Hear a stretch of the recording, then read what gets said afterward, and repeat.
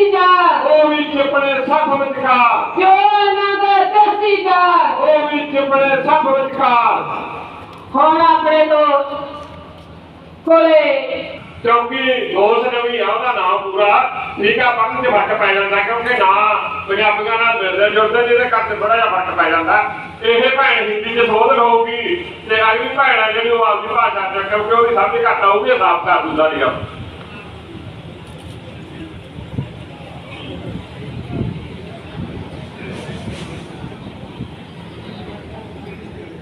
टिकरी border पे बैठे हुए सभी मेरे किसान भाइयों बहनों माताओं सभी को मेरा नमस्कार।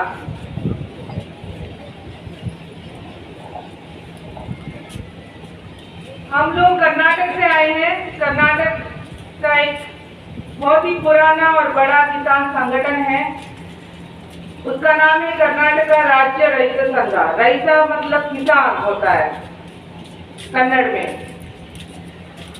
और हम मुजफ्फरनगर में जो पंचायत हुई थी वहां पे भाग लेने के लिए आए थे, तो हमने सोचा इस बार आपसे भी यहाँ पे आके मिलके चले जाएं।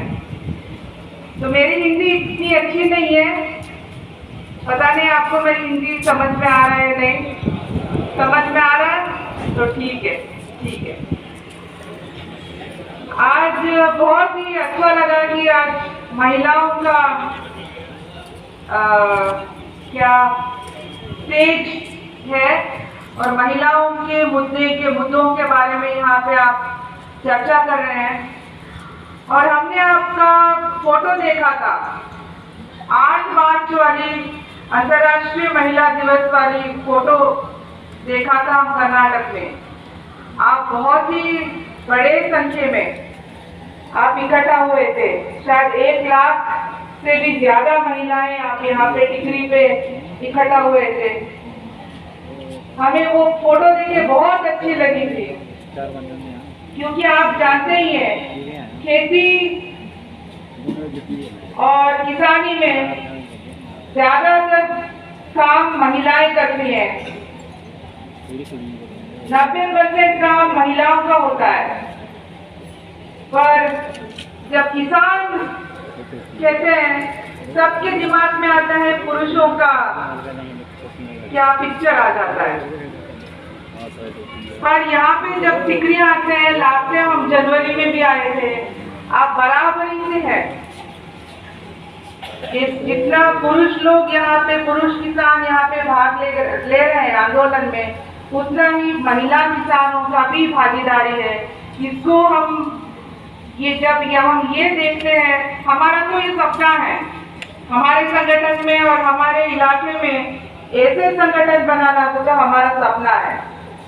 तो आप हमें ये प्रेरणा दे रही हैं, इसलिए मेरा हृदयपूर्वक धन्यवाद।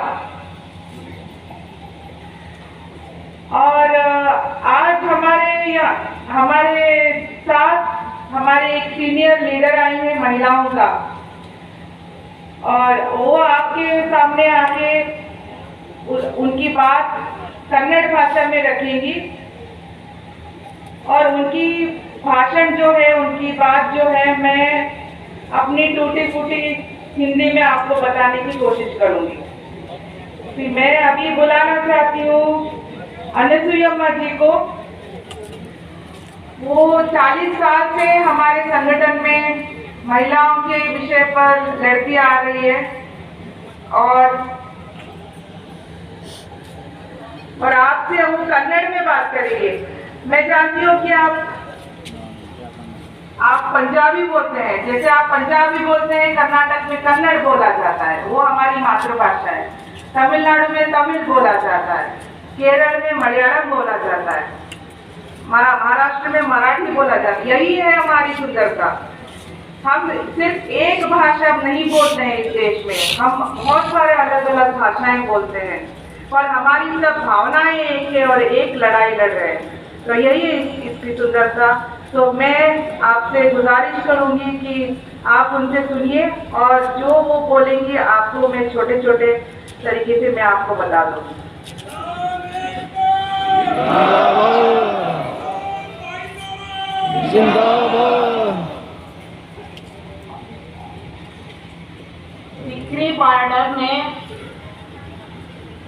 ಎಲ್ಲ ಮಹಿಳೆಯರೇ, ಪುರುಷ ಸಹೋದರರೇ, ಯುವಕರೇ, ಎಲ್ಲರಿಗೂ ನಮಸ್ಕರಿಸುತ್ತಾ ನಾನು ಕೆಲವು ಮಾತನಾಡಲು ಇಷ್ಟಪಡುತ್ತೇನೆ.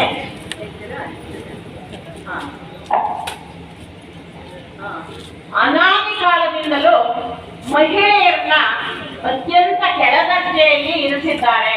ಮನು ಸಂಸ್ಕೃತಿ ಅಂತ ಒಂದು ಸಂಸ್ಕೃತಿನ ಬ್ರಾಹ್ಮಣರು ಅದನ್ನ ಉಂಟು ಮಾಡಿದ್ರು. ಪುರುಷರಿಗೂ ವಿದ್ಯೆ ವಿಚಾರ ಇಲ್ಲದೆ ಅದನ್ನ ನಂಬಿಕೊಂಡು ಆಚರಣೆಗೆ ಬಂದಿದ್ರು.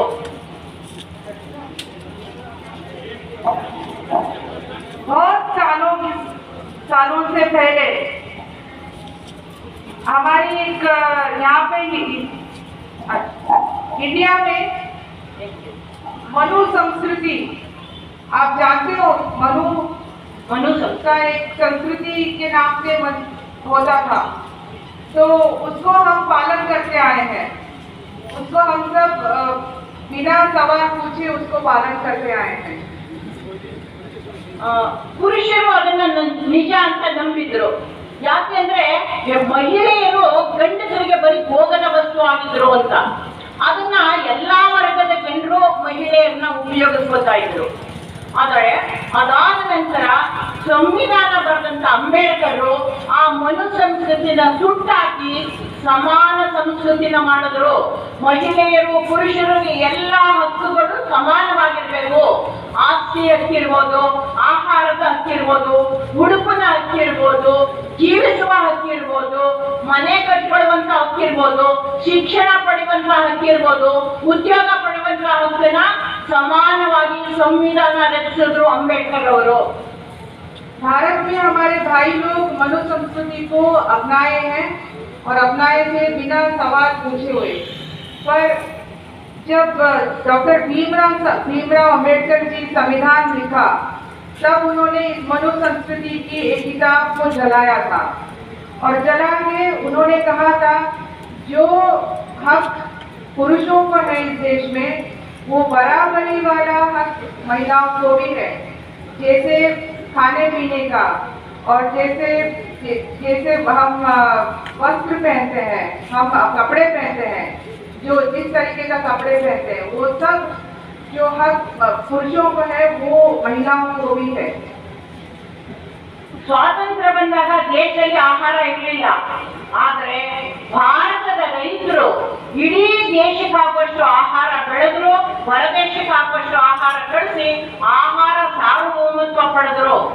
ಆದ್ರೆ ಈಗ ಮೋದಿ ಕಮ್ಯುನಿಕೇಟರ್ಶಿಪ್, ನಾನೇ ಇದು ಮಾಡಬೇಕು, ನಮ್ಮ ಹೊಸ ಸಂಸ್ಕೃತಿ, ಅವ್ರದೇ ಆದಂತ ಸಣ್ಣ ಸೀಮಿತವಾದ ಒಂದೇ ವರ್ಗದ ಸಂಸ್ಕೃತಿನ ಇವತ್ತು ಸಂವಿಧಾನ ಬದಲಾಯಿಸಿ ಅವರ ಸಂಸ್ಕೃತಿನ ಇಡೀ ಭಾರತ ಜನರ ತಲೆ ಮೇಲೆ ಹೇರ್ತಾ ಇದ್ದಾನೆ. जब हमारे देश को आजादी मिली थी, तब हमारे पास जितना हमारे लिए खाना चाहिए था वो नहीं था, तो हम बाहर के देश से मंगा रहे थे. पर अब हम इस देश के किसान जितना चाहिए वो उगा रहे हैं और बाहर एक्सपोर्ट भी कर रहे हैं. पर मोदी साहब प्रधानमंत्री बनने के बाद ये 3 काले कानूनों को यहाँ पे लागू करने की कोशिश की और लागू किए हैं. इसके वजह से खेती और किसानी पर बहुत नुकसान हुई. ಭಾರತ ಬಹು ಸಂಸ್ಕೃತಿಗಳ ಬೀಡು. ಎಲ್ಲಾ ಸಂಸ್ಕೃತಿಗಳನ್ನು ಪರಸ್ಪರ ಸಹೋದರ ತರ ಜೀವನ ಮಾಡ್ತಾ ಇದ್ರು. ಆದ್ರೆ ಈಗ ಪುರುಷ ಗಂಡು ಜಾತಿಗಳ ಮಧ್ಯೆ, ಲಿಂಗಗಳ ಮಧ್ಯೆ, ವರ್ಗಗಳ ಮಧ್ಯೆ, ದೇಶ ವಿದೇಶ, ರಾಜ್ಯಗಳ ಮಧ್ಯೆ ವೈರತ್ಯನ ಮೂಡಿಸ್ತಾ ಇದ್ದಾನೆ. ಜೊತೆಗೆ 180% ಇರುವಂತ ಸಣ್ಣ ರೈತರ ಎಲ್ಲಾ ಜಮೀನುಗಳನ್ನ ಕಿತ್ತಿ ಬಹುರಾಷ್ಟ್ರೀಯ ಕಂಪನಿಗಳಿಗೆ ಕೊಡ್ತಾ ಇದ್ದಾನೆ. ಯಾಕೆಂದ್ರೆ ಸಣ್ಣ ರೈತರು ನಾಶ ಆಗಬೇಕು. ಅಂಬಾನಿ ಅದಾನಿ ಬಹು ರಾಷ್ಟ್ರೀಯ ಕಂಪನಿಗಳೇ ಮೋದಿ ತನ್ನನ್ನು ಮಾಡಿಕೊಂಡು ದೇಶನ ಮಾರಿಕೊಟ್ಟಿದ್ದಾನೆ. ನಾವು ದೇಶನ ಮಾರಲ್ಲ, ದೇಶ ಉಳಿಸ್ತೀವಿ, ಮೋದಿನ ಮಾರ್ತೀವಿ.